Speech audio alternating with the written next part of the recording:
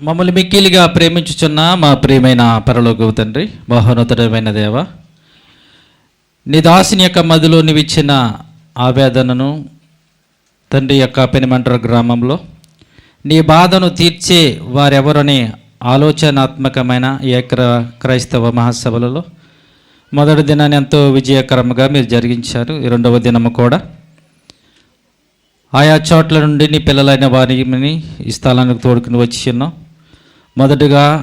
మొదటి పలుకులుగా నీ మాటలు చెప్పడానికి దీనుడిగా నీ నిలబడి ఉండగా నీ పిల్లలకు అవసరమైన కొద్ది మాటలు మీరు తెలియజేసి వారి మనసులలో ఇక మాటలు ఫదిలింప చేయమని కోరుకుంటున్నాం.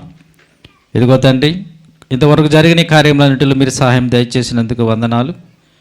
కేవలం నీ నామానికి మహిమకరంగాను మా అందరికీ ఆశీర్వాద దీవుని మేలుకరంగా జరిగించమని మరొకసారి ప్రభు నీ మాటలు చెప్తున్న నాకు వినిచిన పిల్లలకు ఆత్మజ్ఞానాన్ని మీరు అనుగ్రహించి నీ వాక్యపు లోతుల్లోనికి మమ్మల్ని నడిపించి మా జీవితాలను నీ వాక్యం చేత సరి చేసుకున్నట్టుకు సహాయం దయచేయమని క్రీస్తు నామమున నీ ప్రార్థన మీకు సమర్పించి వేడుకుంటున్నాము పరమ తండ్రి, ఆమేన్.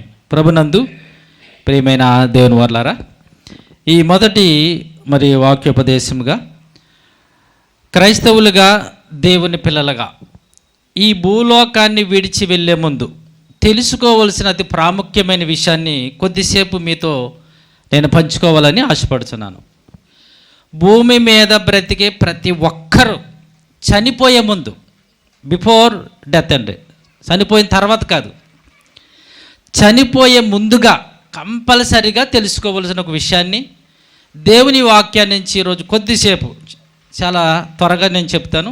ఎందుకంటే దేవుని యొక్క దాసులు అన్నయ్య గారు సిద్ధపడి ఉన్నారు కనుక జాగ్రత్తగా మీ మనస్సులను ఈ చెప్పబోతున్న మాటలను జాగ్రత్తగా ఆలోచించాలని మరొకసారి మీ అందరికీ ప్రభుపేట మనం చేస్తున్నాం. ఏంటయ్యా ఆ ప్రాముఖ్యమైన సంగతి అని ఆలోచిస్తే, దేవుడు కలిగించిన సృష్టిలో ప్రాముఖ్యమైన 3 లోకాలు ఉన్నాయి. ఎన్ని లోకాలండి? 3 లోకాలు. దాంట్లో మనం ఉండేది ఒక లోకం, దాన్నే భూలోకం అన్నారు. ఏ లోకం? భూలోకం. ఇక్కడ ఉన్నాం కనుక ఆటోమేటిక్గా ఇక్కడ ఉన్న వాతావరణం పరిస్థితులు అన్నీ మనకు తెలుసు.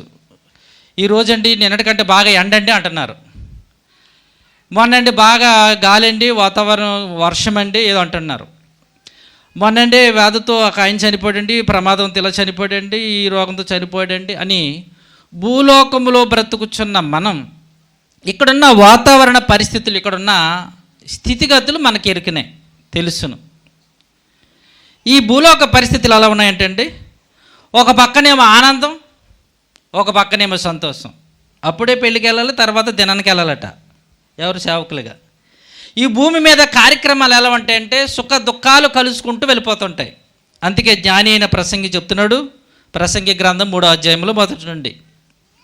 ప్రసంగి గ్రంథము 3వ అధ్యాయం ఈ భూలోకంలో బ్రతుకుతున్న పరిస్థితులు ఎలా ఉన్నాయంటున్నాడంటే ఆయన, ప్రతిదానికి సమయం కలదు ఆకాశము క్రింద, ప్రతి ప్రయత్నమునకును సమయం కలదని. ఆ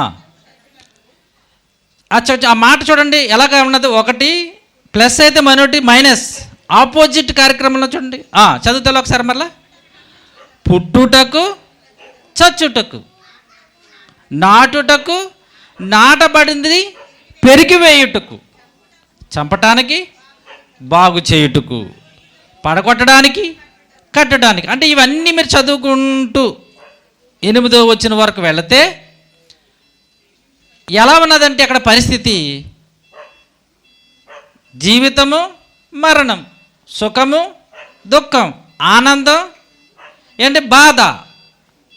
అంటే భూలోకంలో బ్రతుకుతున్న ఈ పరిస్థితులు, భూమి మీద ఉన్న పరిస్థితులు ఎలా ఉన్నాయంటే చాలా కఠినంగా ఉన్నాయి, ఆనందంగా ఉన్నాయి, బాధ ఉంది, ఆనందం ఉంది, సుఖం ఉంది, దుఃఖం ఉంది, సుఖ దుఃఖాలు కలుసుకుంటూ వెళ్ళిపోతున్నాయి.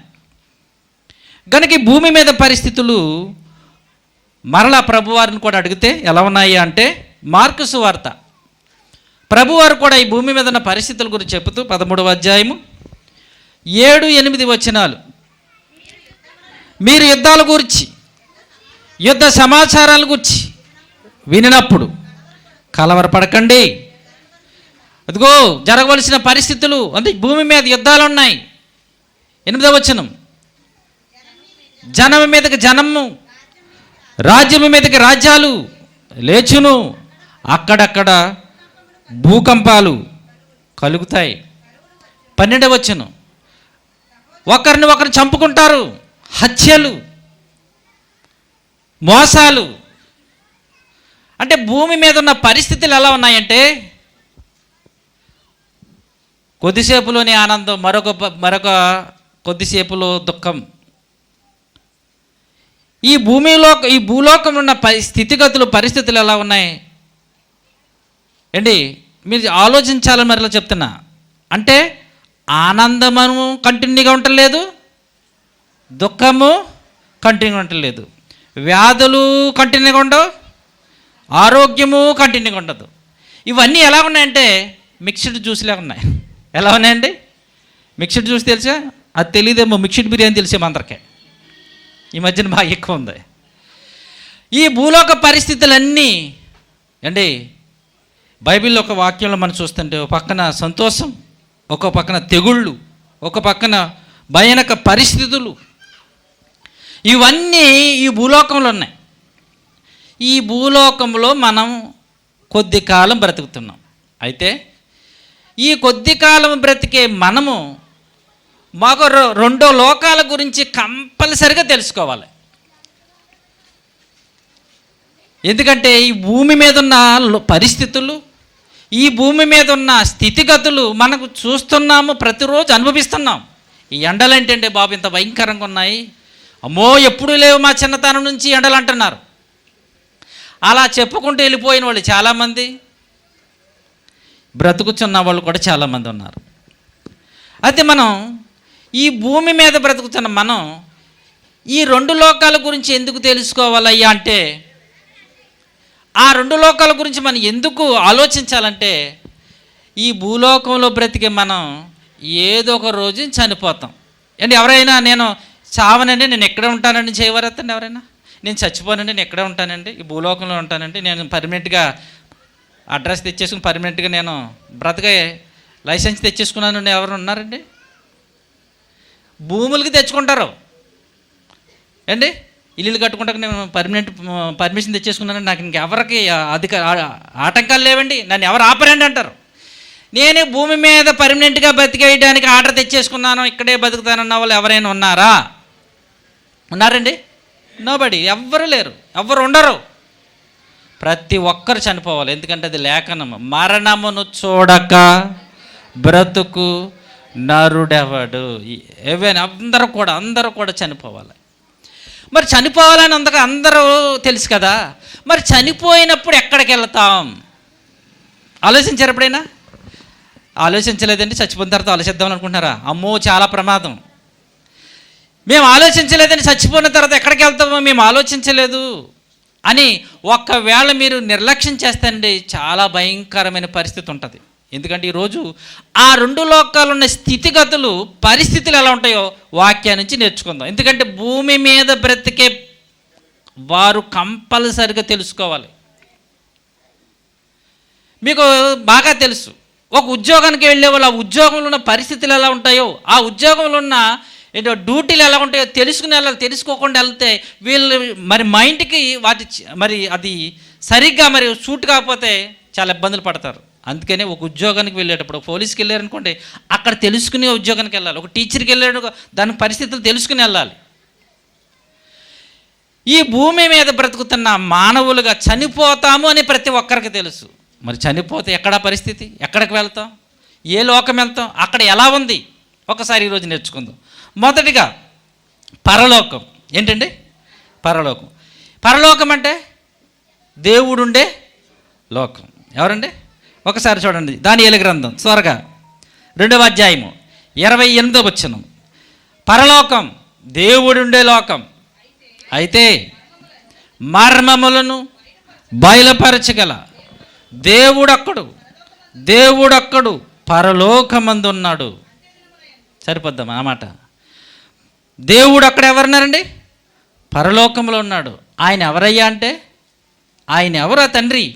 మత్తయి సువార్త 6వ అధ్యాయం 9. ఆయన ఎవరు? ఆ తండ్రి, ఆ దేవుడు ఎవరు అని అంటే ఇక్కడ చెప్తున్నాడు ఇన్ని యేసుప్రభు వారు 6వ అధ్యాయం 9. కాబట్టి చేయండి, పరలోకమందున్న మా తండ్రి. ఇందాక దేవుడు ఒక్కడు పరలోకములు ఉన్నాడు అన్నారు. ఇంతకు ఎవరయ్యా దేవుడు అంటే ఇక్కడ అంటున్నారు ప్రభువారు, ఆయన ఎవరో కాదు, మన తండ్రి. ఎవరినైనా పరలోకమందున్న మన తండ్రి అండి, మన దేవుడు. దేవుడు అని అన్నారు ఇక్కడ.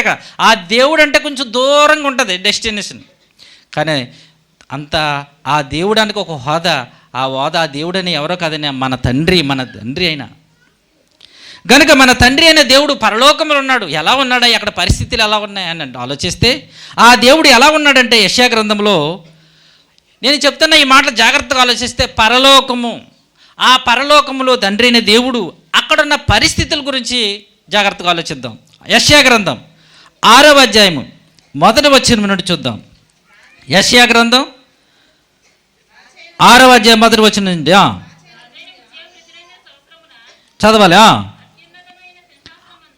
అత్యున్నత సింహాసనమందు ప్రభువాసీనుడై ఉండగా నేను చూచితిని, ఆయన చొక్కాయి అంచుల దేవాలయము నిండుకొనెను, ఆయనకు పైగా శరాపులు నిలిచి ఉండిరి, ఒక్కొక్కరికి 6 రెక్కలుండెను, ప్రతివాడు 2 రెక్కలతో ఎగురుతూ, 2 రెక్కల మొఖము కప్పుకుంటూ, 2తో కాళ్ళు కప్పుకుంటూ 2 ఎగురుతున్నారు.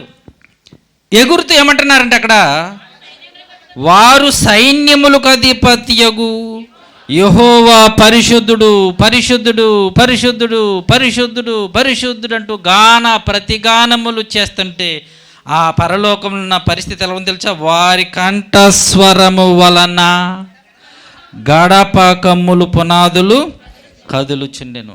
అంటే పరలోకములో తండ్రి అయిన దేవుడు ఆ అత్యున్నత సింహాసనం మీద ఆసీనుడై ఉంటే కోటాను కోట్ల దేవదూతలు ఆ పరిశుద్ధుడైన దేవుణ్ణి పరిశుద్ధుడు పరిశుద్ధుడు పరిశుద్ధుడు పరిశుద్ధుడు అంటూ ప్రతిగానములతో ఏం చేస్తున్నాయి తెలుసా?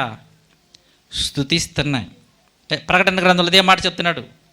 ప్రకటన గ్రంథంలో కూడా అదే మాట 4వ అధ్యాయము 2వ వచనం నుంచి మీరు చూస్తే వెంటనే నేను ఆత్మ 2వ వచనం నుండి 4:2 అదిగో పరలోకమందు ఒక సింహాసనం వేయబడి ఉంది, ఆ సింహాసనమందు ఒకడు ఆసీనుడై ఉన్నాడు.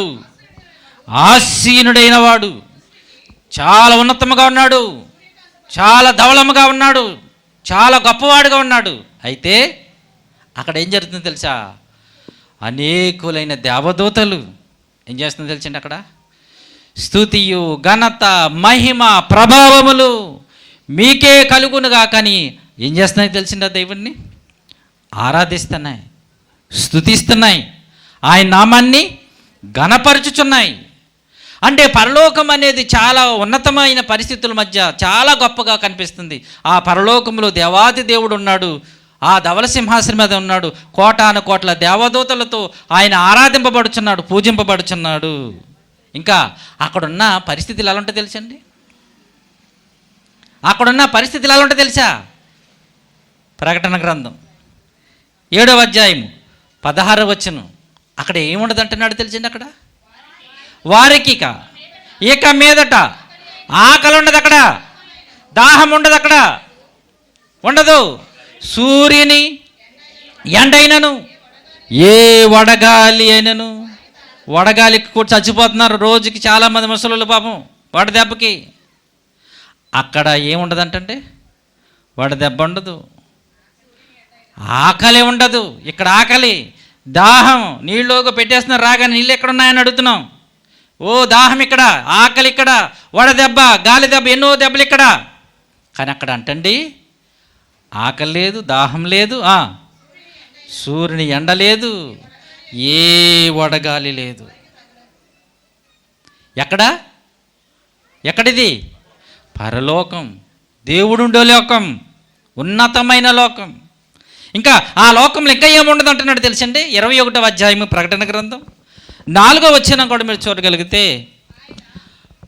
ఆయన వారి కన్నుల నుండి ప్రతి బాష్ప బిందువును తుడిచివేయును, ఏముండదంటండి? ఇక్కడ రోజు మరణాలే. 5లో చచ్చిపోయాడండి, 5లో చచ్చిపోయాడండి, అలా చచ్చిపోయాడండి, ఇలా చచ్చిపోయాడండి, మరణం. కానీ అక్కడ ఏముండదు తెలుసా? చావు, చచ్చిపోతాడనే పరిస్థితి లేదు. మరణము ఇక ఉండదు. దుఃఖం, ఏడుపు, వేదన ఉండదు. సరిపోద్ది తల్లి. అక్కడ ఏమి లేదంటున్నాడు తెలుసా? మరణం లేదు, అక్కడ ఏడుపు లేదు, వేదన లేదు. ఏ లోకం అండి అది? పరలోకం. ఇంకా ప్రకటన గ్రంథంలో ఇంకా చక్కగా వివరిస్తారండి. సువర్ణ వీధులు. ఏ వీధులు అండి? సువర్ణ వీధులు అంటే బంగారు వీధులు. ఇక్కడ బంగారం మీద నెత్తి మీద పెట్టుకుని చెవులు చేసుకుందామా, ముక్కులు చేసుకుందామా, గాజులా ఏంటి, ఓ నాకు ఇంత బంగారం చూసాం మురిసిపోతూ ఉంటుంటారు. అక్కడ ఏం చేస్తారు తెలుసండి? వీధులేనంట బంగారు వీధులు అంటండి. బంగారు వీధులు నడవటమండి, నెత్తి మీద పెట్టుకోవడం కాదు, ఆ బంగారు వీధులు నడవాలి. చాలా ఉన్నతమైన, చూసారు ఒకసారి ఆలోచించారా? ఎంత గొప్పదో ఆ లోకం, ఎంత ఉన్నతమైనదో లోకం, ఎంత ఆనందకరమైనది బాబండి ఆ లోకం. ఈ మాటలంటేనే ఎప్పుడు వెళ్ళిపోదాం అనిపిస్తుంది కదా. అయితే మరొక లోకం ఉందండోయ్. ఏ లోకం? పాతాళ లోకం. ఏ లోకం? పాతాళ లోకం. ఒక్కసారి మీరు కంపేర్ చేసుకోండి. ఈ 3 లోకాల గురించి మీకు ఎందుకు చెప్తున్నానంటే, ఈ భూలోకంలోనేమో ఏంటి మరణము, జననము, దుఃఖము, సంతోషం, ఆకలి, దాహం, ఇక్కడ వేదనలు, బాధలు, కన్నీళ్ళు, ఒక పక్కన సుఖభోగాలు. మనం ఇక్కడైతే ఒక చిన్న కోడి తెచ్చుకుని ఫ్యామిలీ అంతా తింటాం. అదే దుబాయ్, కువైట్లో అయితే ఒకడే మింగేస్తూ ఉంటాడు. ఇక్కడ ఏం మొత్తం ఫ్యామిలీ అంతా ఒకటే కోడి, అక్కడ ఒక్కడే మింగేస్తాడు. అక్కడ ఎంత సుఖమో, ఏసీ కార్లు, బంగ్లాలు, వాళ్ళకి ఎంత ఆనందం. ఎక్కడైతే మనకి ఏసీలు ఉండవు, ఆ ఫ్యాను మొత్తం కారిపోతున్నాయి కదండి పక్క నుంచి. చూసారా? ఒక పక్కనేమో ఆనందం, సంతోషం, ఇక్కడ ఒక పక్కనేమో భయంకరమైన పరిస్థితులు. ఈ లోకంలో ఇలా ఉంది. ఒక్కసారి దేవుడు ఉన్న లోకం ఉంది, ఇక్కడికి వెళ్తుంటే అక్కడ అంతా కూడా ఎలా ఉంది? కూల్, ఎంతో నెమ్మది, ఎంతో సంతోషం, ఎంతో ఆనందం. అక్కడ అసలు బాధ అంటానికి, వేదన అంటానికి, మరణం అంటానికి, దుఃఖం అంటానికి తావే లేదు. కానీ మరొక లోకం ఉందండి. ఆ లోకం ఎలా ఉందో చూడండి ఒక్కసారి. లోకాసు వార్త 8వ అధ్యాయం. లోకాసు వార్త 8వ అధ్యాయం 31వ వచనం చూడండి.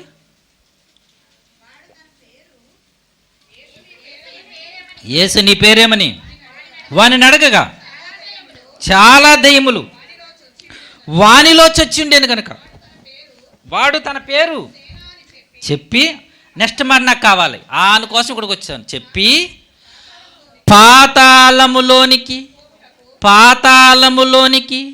పోవుటకు మాకు ఆజ్ఞాపింపవద్దని ఆయనను మరో సువార్త అంటే మిగుల బతిమాలుకునేను అని ఉన్నది. ఏండి ఇక్కడ దెయ్యాలకి పాతాళం అంటే ఎందుకు భయం? వేడుకుంటున్నా ప్రభువారిని, ప్రభువా దయచేసి మమ్మల్ని పాతాళంలోకి పంపించొద్దని వేడుకుంటున్నాయి, ప్రభువుని రిక్వెస్ట్ చేస్తున్నాయి, బ్రతుములాడుకుంటున్నాయి. ఎందుకు ఆలోచించారు మీరు ఎప్పుడైనా? ఎందుకు దెయ్యాలు యేసు ప్రభువుని బ్రతుములాడుతున్నాయి? మమ్మల్ని పాతాళంలోనికి పంపించొద్దు ప్రభు, మీ పాదాలు పట్టుకుంటామంటున్నాయి. దెయ్యాలకు బాగా అర్థమైంది కానీ ప్రియమైన దేవుని వల్లరా ఈరోజు సమాజానికి అర్థం కావట్లేదు, మనుషులకి, భూమి మీద బ్రతుకుతున్న వాళ్ళకి. ఇందుకు ఏంటయ్యా అక్కడున్న పరిస్థితులను మనం ఆలోచిస్తే 2వ పేతురు రాసిన పత్రిక 2వ అధ్యాయం 4వ వచనం. ఏంటి అక్కడ, ఏముంది అక్కడ? ఎందుకంత భయపడిపోతున్నాయి? ఎందుకంత వణుకుపోతున్నాయి దయ్యాలు? 2వ పేతురు 2వ అధ్యాయం 4వ వచనం. దేవదూతలు పాపము చేసినప్పుడు దేవుడు వారిని విడిచిపెట్టక పాతాళ లోకమందలి కటిక చీకటిలోనికి, బిలాములోనికి త్రోసేసి, అంటే అక్కడ ఒక భయంకరమైన చీకటి ప్రాంతంలోకి వాళ్ళని తోసేశాడు. ఏంటి అంతగా చీకటిలో తోసేస్తే ఏముంది? చీకటిలోకి వెళ్ళిపోతే ఏముంది? ఏమీ కనిపించదు. అంత అంధకారం, చీకట్లో లైట్ ఆడిపోగానే మన అంతా ఎక్కడో అక్కడ ఉండిపోతాం, కనిపించేది ఏమీ కాదు. అంటే అది ఒక బాధకరమైన ప్లేసు, ఒక వేదనకరమైన ప్లేస్ అది. గనుక ఇంకా చెప్తున్నారు మత్తయి సువార్తలో ప్రభువారు 13వ అధ్యాయంలో ఇంకా ఏముందో ఎక్కడ అంటున్నాడంటే 13వ అధ్యాయం 50 వచనం, ఈ పాతాళ లోకంలో దెయ్యాలు వణుకుపోవడానికి కారణం అది ఒక భయంకరమైన బిలాము, భయంకరమైన చీకటి ప్రాంతము. వీరిని అగ్నిలో గుండంలో పడవేదురు, అక్కడ ఏడుపు ఏడుపు. పండ్లు అంటే ఆపిల్ పండ్లు, ద్రాక్ష పండ్లు అనుకున్నారు ఉండోయ్, కాదు కాదు. ఏం పండ్లు? 32 పళ్ళు. అక్కడ ఏడుపును పండ్లు కరుగుటయు ఉండును ఉండును. మత్తయి సువార్త 25వ అధ్యాయము 30 వచనంలో అదే మాట. వీటిని ఆ చీకటిలో త్రోసివేయండి, మరియు పనికి మాలిన నేను చదివినప్పుడు ఆ మాట కంటిన్యూ చేసేసుకోవాలి. వీటిని చీకటిలో త్రోసివేయండి, తోసివేయండి. అక్కడ ఏడుపును పండ్లు, అక్కడ ఏడుపును. ఆ చీకట్లో ఏముందో తెలుసా? ఆ చీకట్లో ఎందుకు దయ్యాలు వణుకుపోతున్నాయి, ప్రభువారిని పిలుస్తున్నాయో తెలుసా?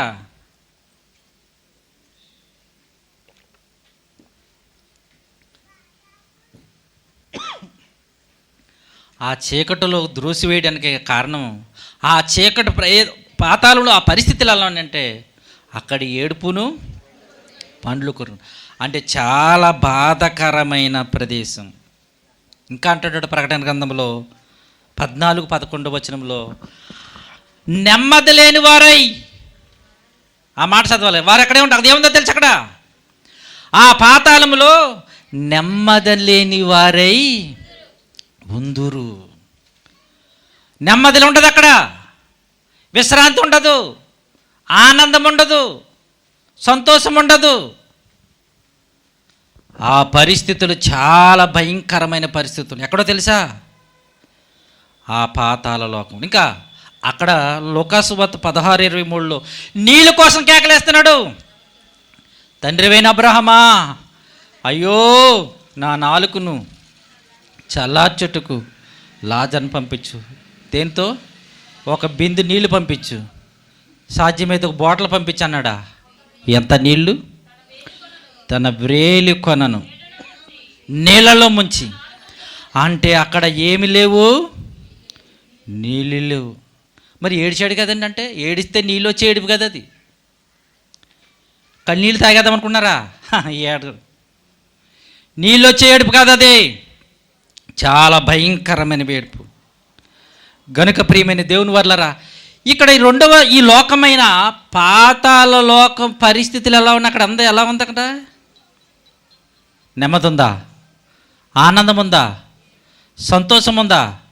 విశ్రాంతి ఉందా? నీళ్ళున్నాయా? ఆహారం ఉందా? ఏమీ లేదు. పరలోకం ఎంత ఉన్నతమైన లోకం, ఎంత ఆశీర్వాదకరమైన లోకం, ఎంత మహోన్నతమైన లోకం అది, దేవుడు ఉండే లోకం. కానీ ఈ పాతాళ లోకం చూసేటప్పటికి ఎలా ఉందో తెలుసా? అంతా వేదనే వేదనే, నెమ్మది లేదు, పళ్ళు కడుపు, ఏడుపు, నీళ్లు లేవు, అబ్బో కేకలు, అరుపులు, ఇంకా మీకు చూపించట్లేదు. ఇంకా కలవరం కలవరం, గందరగోళం. ఎవడ బాధ ఎవడు చూసే పరిస్థితులు కాదు.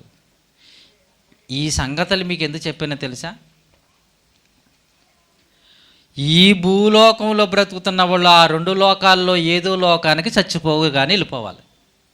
మరలా ఈ భూమి మీద ఆకలితో, సంతోషంతో, ఆరోగ్యంతో, రోగంతో ఈ పరిస్థితుల మధ్య బ్రతుకుతున్న ఈ మనుషులు మరణించగానే ఆ 2 లోకాలలో ఏదో ఒక లోకానికి వెళ్ళిపోవాలి. అయితే ఈ పాతాళానికి ఎవరు వెళ్ళిపోతారు? ఎవరు వెళ్ళిపోతారు? కీర్తనల గ్రంథము 49:14. కీర్తనల గ్రంథము 49వ అధ్యాయం 14 వచనం చూడండి ప్రియా దేవుని వర్లరా. పాతాళములో మందగా కూర్చబడుదురు.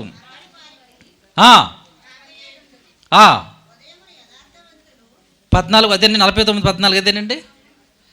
అక్కడ దుష్టులను దేవుని మరుచు జనులందరూ పాతాళములోనికి దిగిపోతారు. ఉందన్న మాట పైన కింద. కానీ దుష్టులను దేవుని మరిచి జనులందరూ ఆ పాతాళంలో దిగిపోతారట. అంటే ఈ భూమి మీద శరీరముతో ఈ ఆనందము, సంతోషము, సుఖదుఖాలతో బ్రతుకుతున్న ఈ మనుషులు అండి, ఒకవేళ దేవుని మరిచి దుష్టులుగా బ్రతికితే ఆ వేదనకరమైన స్థలానికి వెళ్ళిపోతారు. ఈ భూలోకంలోని ఈ కష్ట దుఃఖాల మధ్య, ఈ ఆనంద సంతోషాల మధ్య, ఈ వేదనల మధ్య ప్రభువును నమ్ముకుని ఎవరైతే మరణిస్తారో వాళ్ళు ఆ దేవుడుండే లోకం పరలోకానికి వెళ్తారు. ఏ లోకం వెళ్తా అనుకుంటున్నారు మీరు ఏంటి? అందరు కూడా ఓటు దేనికేస్తారు? పరలోకమే.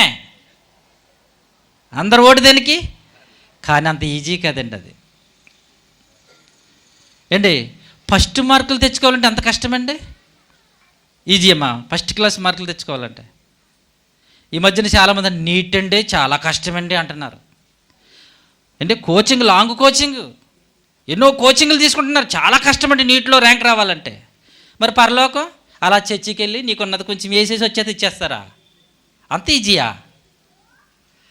అందుకనే ప్రభువారు చెప్పారు, పరలోక రాజ్యములో ప్రవేశింపాలని చాలామంది ప్రయత్నిస్తున్నారు. వారి వల్ల చాలా కొద్ది మంది. ఇరుకు దూరం వెళ్ళేవాళ్ళు, పాతాళంకి వెళ్ళేవాళ్ళేమో గొట్టలకి వెళ్ళిపోతారంట. పరలోకం వెళ్ళేవాళ్ళు చాలా కొద్దిమంది. ఆశ్చర్యపోయారు శిష్యులు, ప్రభా పరలోకానికి వెళ్ళేవాళ్ళు కొద్దిమందేనా? అవును, మీరు ఇక్కడ మాట్లాడుకున్నంత, మీరు చదువుకున్నంత ఈజీ కాదు పరలోకం వెళ్ళటం, చాలా కష్టం. మీకు ఎందుకు ఈ మాట చెప్పినట్టే, పరలోకం వెళ్ళేది ఎంత ఉన్నతమైన లోకముగా, ఎంత అత్యున్నతమైనదిగా, ఎంత గొప్పగా ఉందో ఆ పరిస్థితులు మీకు వాక్యం ద్వారా చూపించాను. అదేవిధంగా ఆ పాతాళ లోకం, వేదనకరమైన లోకము, ఆ పరిస్థితులలో మీకు చూపించాను. కానీ ఈ భూలోకంలో మన ఇష్టానుసారంగా బ్రతికితే అండి ఆ పాతాళంకి వెళ్ళిపోతాం. కానీ ఈ భూలోకంలో ఈ కష్టాల మధ్యన, ఈ వేదనల మధ్యన, ఈ రోగాల మధ్యన దేవుని కోసం మన శరీరాలను సమర్పించి బ్రతికితే ఆ నిత్య జీవానికి వెళతాం. చాలా కష్టపడితేనే, చాలా ప్రయాసపడితేనే మనం ఆ లోకాన్ని మన ఇక్కడే కష్టాలు ఉన్నాయి కదండి, ఇక్కడే సమస్యలు ఉన్నాయి, ఇక్కడే రోగాలు కదండి. అంటే ఈ రోగాల మధ్యన ఇంకా ప్రభు కోసం మనం కష్టపడితే, ఇంకా మన దేవుని కోసం బ్రతికితే బాధలు లేని లోకం, వ్యాధులు లేని లోకం, మరణం లేని లోకం, ఆకలి లేని, దాహం లేని లోకానికి వెళ్ళిపోతాం. దయచేసి ప్రేమ దేవుని మనం ఇంకా బ్రతుకున్నాం. ఈ వేదనకరమైన స్థలాన్ని తప్పించుకుని ఆ పరలోకానికి వెళ్ళే మంచి అవకాశం ఉంది. కానీ మనకున్న ఈ భక్తి సరిపోదండి, ఈ ప్రార్థన సరిపోదు, ఈ విశ్వాసం సరిపోదు.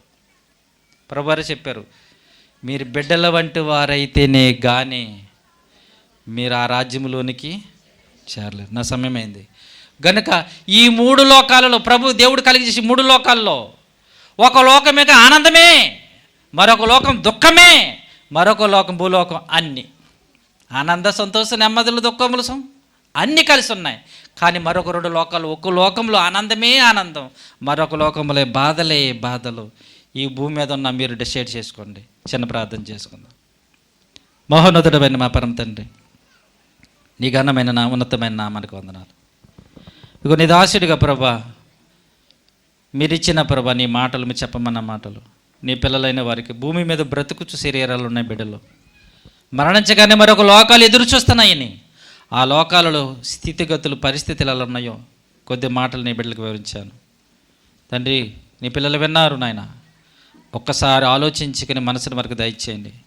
ఏదోలాగా బ్రతికేస్తే వెళ్ళిపోయేది కాదు పరలోకం, ఏదోలాని బ్రతికేస్తే వెళ్ళిపోయేది నరకం, వేదనకరమైన స్థలం. ఇగో నీ దాసుని మదిలో ప్రభా నీవిచ్చిన ఇక మా ఆలోచన, ఇగో తండ్రి అన్నయ్య గారు, ఇర్మియా గారి ద్వారా ఏర్పాటు చేసిన 3 రోజులు, 2వ రోజు తండ్రి జరుగుతున్న కార్యక్రమం బట్టి స్తోత్రాలు. ఇక్కడ ఈ దాసుని కూడా బలపరిచే అనేక మందిని ఆ నరకం నుంచి తప్పించి జీవాన్ని నడిపించాలని ప్రభా గొప్ప ఆశతో నాయన, ఎంతో భారంతో, బాధ్యతతో నీ దాసుని ద్వారా ఈ మహాసభలు జరిగింపచేయుచున్నా. కొద్దిమందిని ఆలోచించి వారి జీవితాలు మార్చుకోవడానికి, ఆ నరకాన్ని తప్పించుకుని జీవానికి వెళ్ళడం మంచి గొప్ప అవకాశం, సువర్ణ అవకాశం శరీరాలు ఉన్నారు కనుక మీరు వారికి అనుగ్రహిస్తున్నారు. ఈ మాటల ద్వారా ఆలోచిస్తారని మనసులో మార్చుకుని కష్టమైన వ్యాధులైనా, రోగములైన, తెగుళ్ళైనా నీకోసం ఉన్నతంగా బ్రతుకుతారని దాసునికి ఇచ్చిన ఆలోచనను నీ బిడ్డల జీవితాల్లో గొప్ప మార్పు కలిగించి మారు మనసు రక్షణ పొందుకొని అనిచ్చే రాజ్యం కోసం ప్రయాసపడడానికి సహాయం దయచేయమని మరొకసారి నేను దాసులకు చెప్పిన నీ మాటలు వారి హృదయం ఫలింపచేయమని ఇటు అవకాశాన్ని ఇచ్చిన తండ్రి నీకే వందనాలు. దాసులు బట్టి నీకు స్తుతులు చెల్లిస్తూ క్రీస్తు నామమున ప్రార్థన మీకు సమర్పించి వేడుకుంటున్నాను పరమ తండ్రి. ఆమేన్. అందరికీ వందనాలండి. అధ్యక్షులైన